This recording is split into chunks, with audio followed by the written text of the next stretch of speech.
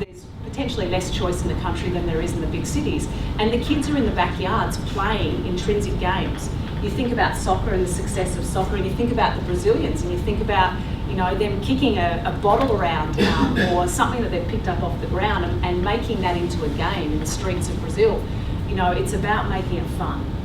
So whilst we want to pursue success and we want to pursue elite, we have to make sure that the kids are engaged. Again, some of the studies that have gone on, because I know you're probably data driven, some of the studies that have gone on show of the 20 million kids that engage in sport or start a new sport in the United States as a youngster around 6 or 7 years of age, by the time they get to 15, 70% of them have dropped out. And not just dropped out, they will never play the sport again. And getting them to be engaged in activity and sport is very, very difficult. So how do we make this a longer term journey? How do we actually get kids to understand that sport is for life, activity is for life?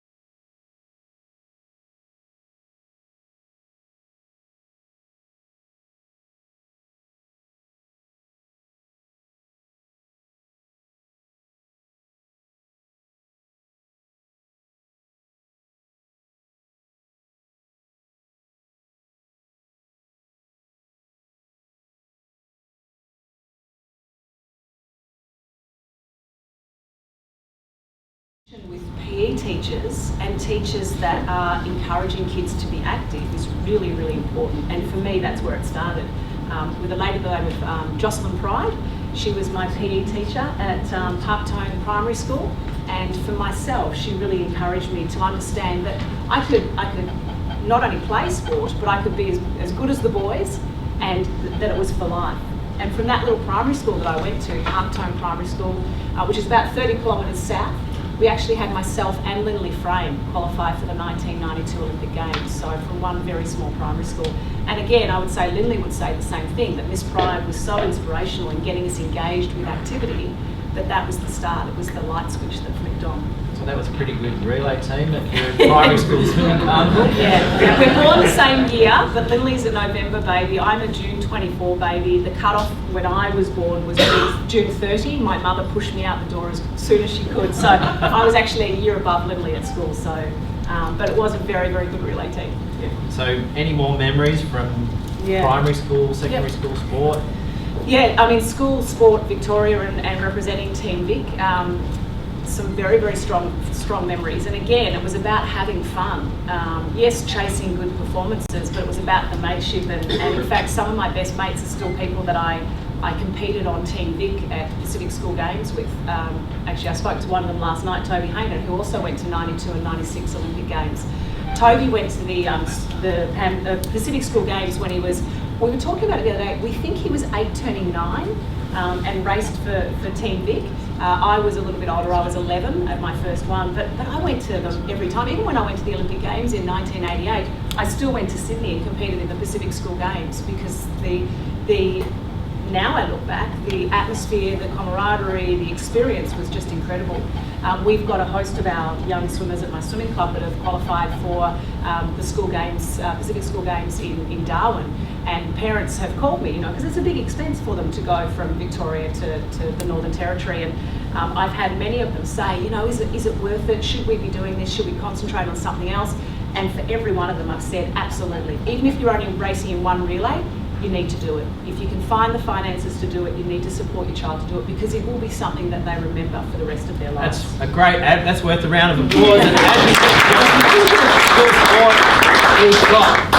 I've got no idea of the time. Okay, that's been awesome. Let's throw it open to the floor. If you can just tell us your first name and where you're from and fire away with your question. Before you do, let me just touch on one other point, and I know we're streaming live as well, but which my 13-year-old boy came rushing into me this morning at 6:30 in the morning as I was looking in my mirror, trying to down the light because it wasn't looking that great, trying to put makeup on, and he shows me, Mum, because he follows Team Vic on Instagram. Mum, you're speaking today and it's going to be live. I'm looking at this glamorous photo that's been taken by Channel 10 publicity with all the right lights and 2 hours of makeup, and I'm thinking, oh no. But what I wanted to say to you as well is that, you know, about 3 or 4 years ago, the government started to say to sports, national federations and state associations, participation. And for many of the sporting associations, they're still struggling with how to actually get the participation space working in terms of under-resourced from staff point of view.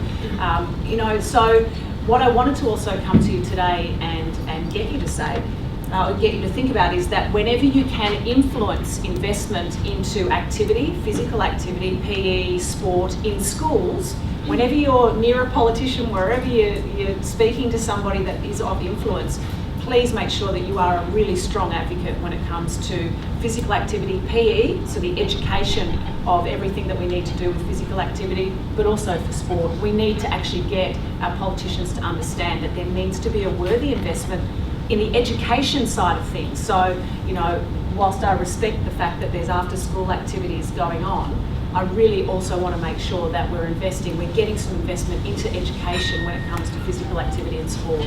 So be an influencer, be a game changer.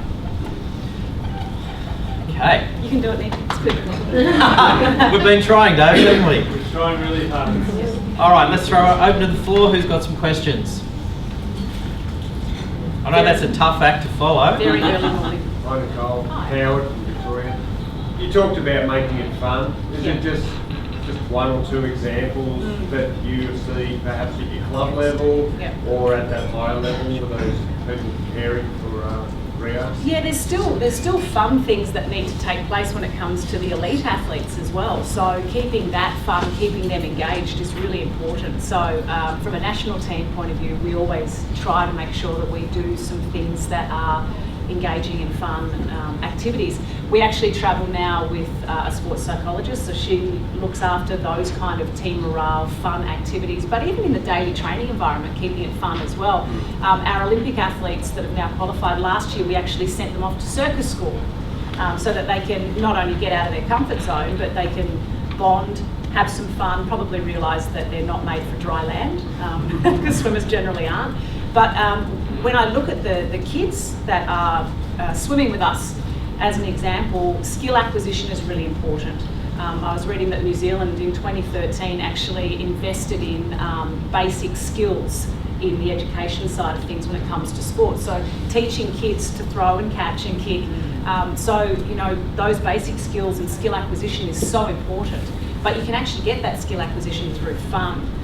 So technique is important in getting kids to learn the right technique, but also having some fun around there as well.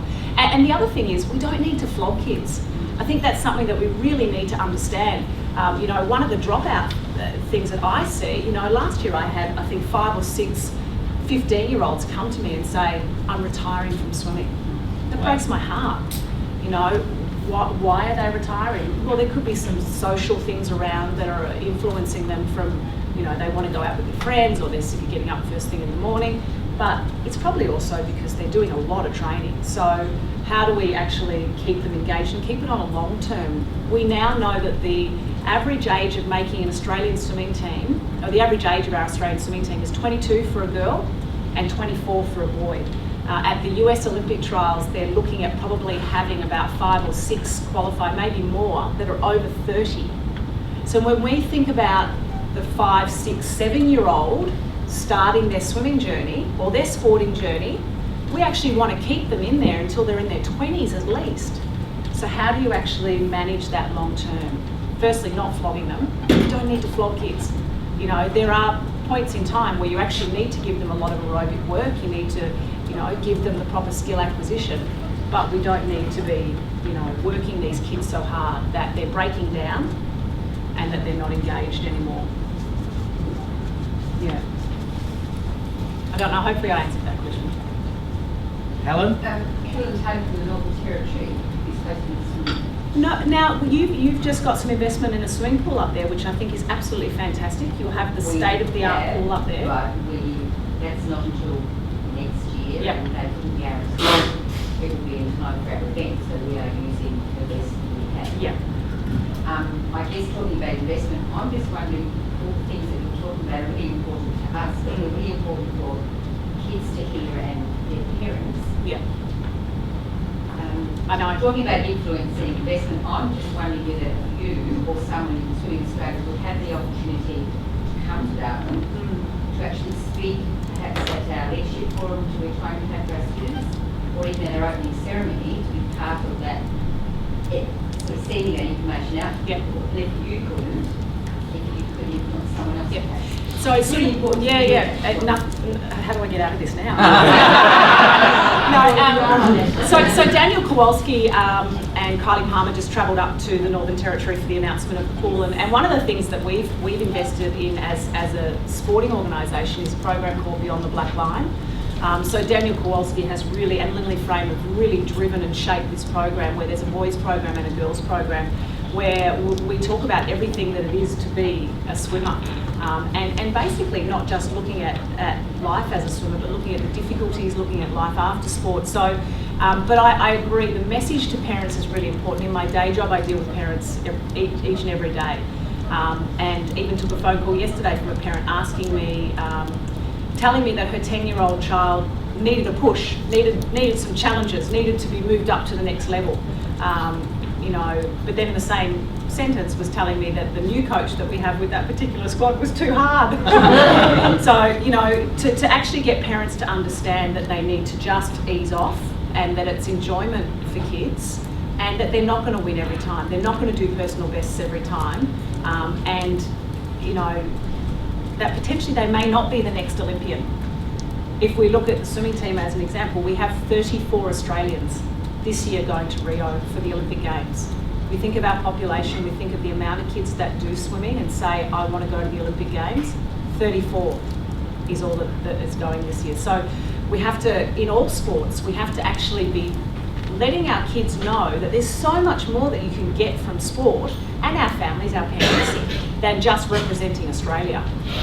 Time management, the dedication, the discipline, conflict resolution. There are so many things that you learn from participating in sport. So we need to be selling that rather than making a national team. We don't want to stop kids from having dreams and goals, but we also need to keep it realistic. I think you ask a great question, Helen, because part of this conference is we do want to ramp up the education component of our School Sport Australia Championships, and I think you're really on the right page there. So maybe we... Yes, Nicole. I'll talk to you offline about when it is, but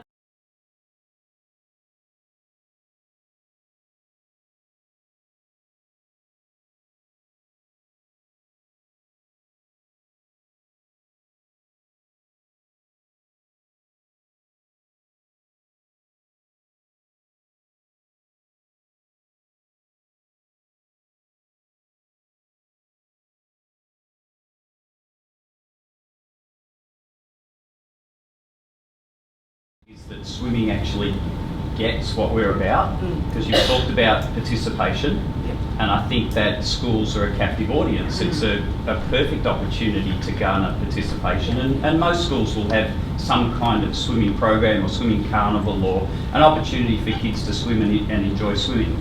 I'm wondering how much conversation might go on between different sports and how perhaps we leverage off the message you're giving from swimming, how we leverage that off to other sports, because my feeling is that not all sports are on the page that you're delivering this morning. Not all sports get the idea that schools are potentially a great place to encourage participation in their activity. Yeah, there's certainly collaboration from a high performance point of view. Sports do talk to other sports, but from the base of the pyramid, I think it's probably something that we need to look at post Rio in terms of the sports actually sharing what they're doing. Having said that, me sitting here today talking to you about my thoughts, you know, that's from my experience of being involved in swimming for all this time. It is part of what I want to see achieving. I can't say that right around the country that every program is actually doing this, because the way that we reward our coaches is through recognition of getting kids on national teams. Yep. Germany introduced some time ago, and I will say with a little bit of a asterisk on it because they haven't been performing particularly well when it comes to the Olympic Games. But Germany in swimming introduced awards, state championships, national championships for skill acquisition. Right. So kids swimming and doing sculling and doing kicking, actually showing that they are learning those skills well. So they actually introduced awards for those. So, you know, I think there's some movement towards this. I'm not saying that we're getting it right, but if enough of us start to believe this and we can influence it, and it's about welfare of children as well. You know, we don't want to see broken children because of this pursuit of the top of the pyramid. So I would love to see sports start to collaborate a little bit more and get on the same page with it. Yeah, I mean, I'd love to take your passion for your experiences, and you are an influencer given the positions that you hold, shared across some of our other sports. I'd love to take your message and take it to another sport that's perhaps not as invested in our school sport programs. And one of the things that, I mean, because I'm on Vic Health as well, so, you know, that's about getting people to be more active, you know, getting them to make the right choices when it comes to, you know, beverages, water, you know, making the right food choices as well. So, you know, some of the things that I look at as well, and I was telling you, Nick, before we started, and I couldn't find the photo on my phone to put up today, but my littlest boy is in grade 3. He's 8 years of age. His grade in particular is a very male-heavy, it's a male-heavy year level. I walked in to drop him off at school, I think it was probably term 2, so they've got their laptops all arriving, and there was a group of probably 16 boys, 8-year-olds, before school, all with their laptops open, all crowded around each other. There was seriously 16 laptops open, all playing a computer game before school started. That broke my heart. Yeah. Why are these kids not running around before school starts? They were all on their computers. So we need to get the message out there, and all it took was for somebody to walk along and say, boys, put your computers down and go run. Go play footy or cricket in the back. You know, so we actually, it takes effort to change. We need to be motivated to change. Well, folks, you can see why Nicole is so revered across Australia and internationally for her knowledge around sport, her presentation skills, and Nicole's the permanent presenter at the Department of Education Sporting Blue Awards we have at the MCG each year. They don't ever ask anyone else, it's just a given that Nicole is the person to do it, and she does a brilliant job doing that. So could you please thank Nicole for coming on today?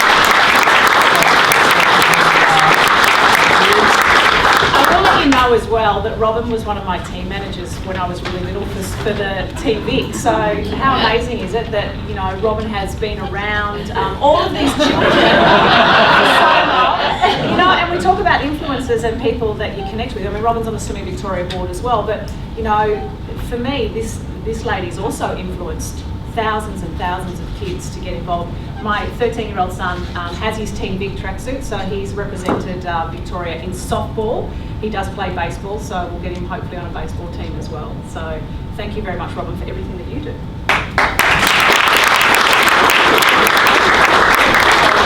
Everybody, I think it's been an outstanding presentation. Nicole said to us, what messages would you like me to place in the presentation today? She could have gone on about her elite career, but you're an influencer, and I think it stems from when you were 10 years of age and you started this Team Vic journey, and you're one of our elite athletes who has found a way to continually give back to the sport throughout your life. You could have gone off and been a television star or a corporate somebody or other, but you've made a decision that you're going to be an influencer in the sport of swimming and in other sports as well.